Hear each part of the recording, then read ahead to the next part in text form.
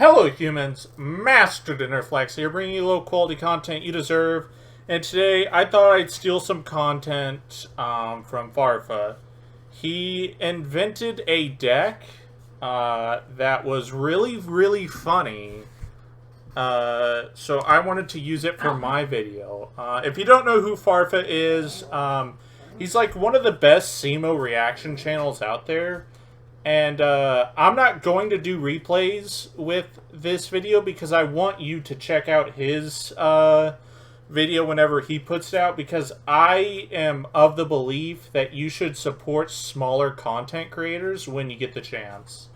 So I'm just going to steal his deck profile, but I'm not going to steal his video from him.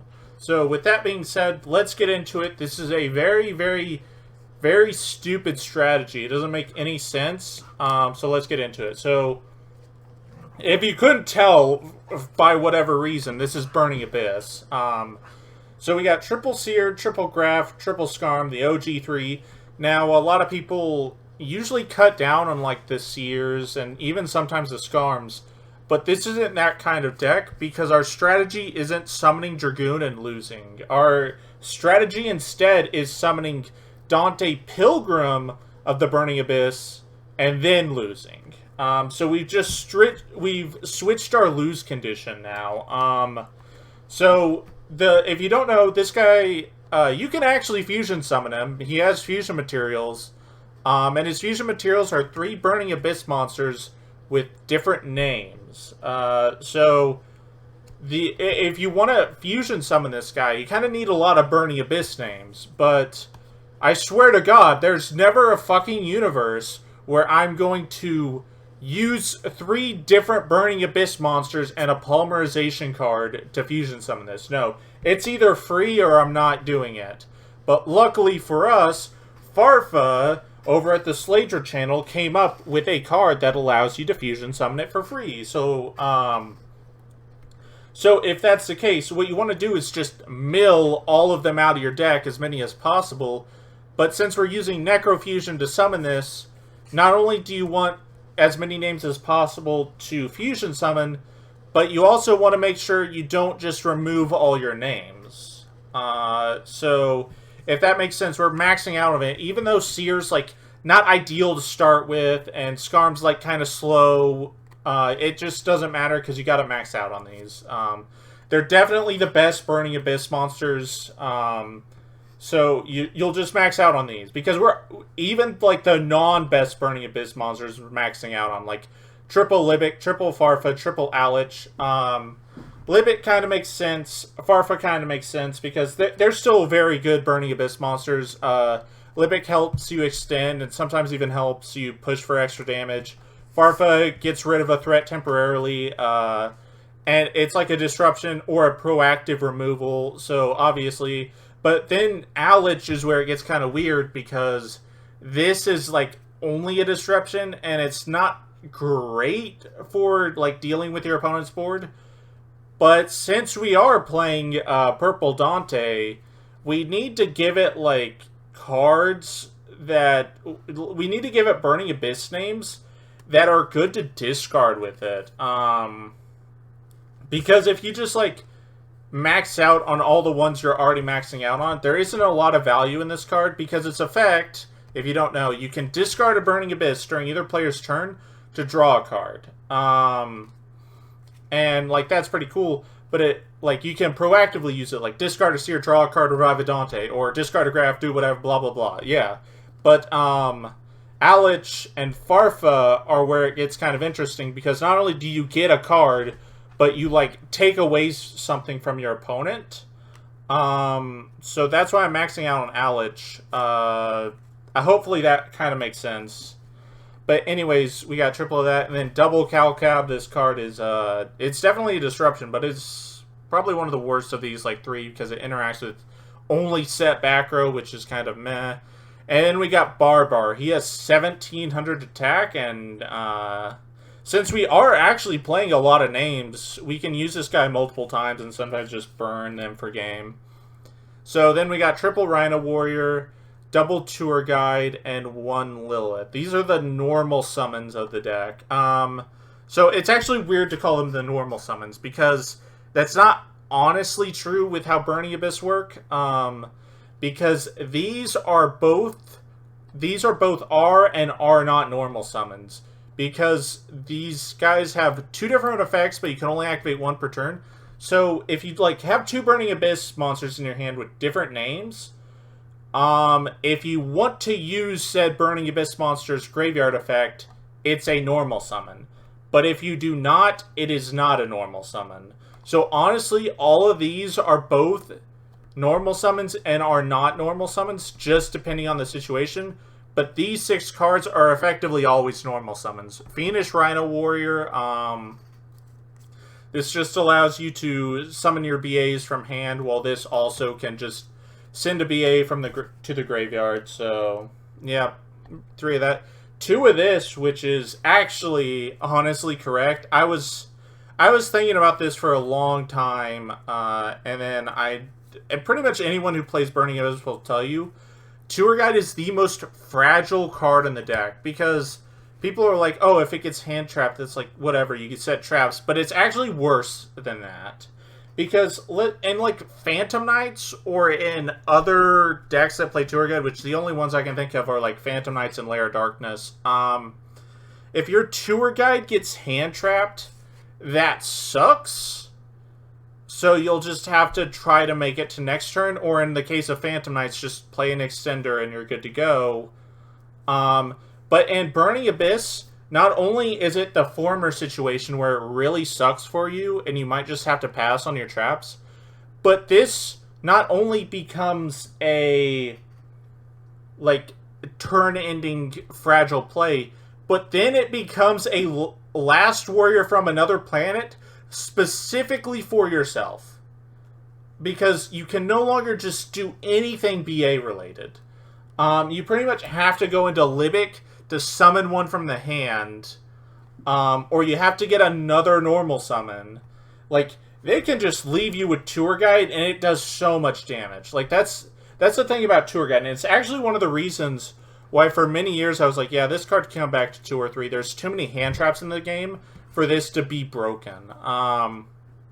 Because a lot of times people were pointing to BA for Tour Guide, but, like, God, Tour Guide is, like, it is either the best card to play or you lose by summoning it. It is that devastating. So, with that reasoning, you might be asking, well, why are you playing it at all?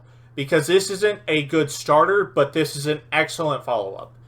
Once you have your setup going, you can then start summoning monsters that aren't BA related, because the Dante doesn't care if you control non-BAs. So that doesn't matter. And, like, if you're summoning Seer, yeah, it dies, but it gets back Dante, which, again, doesn't care. So Tour Guide's fine in the follow-ups, but not as a starter. And then finally, one Lilith.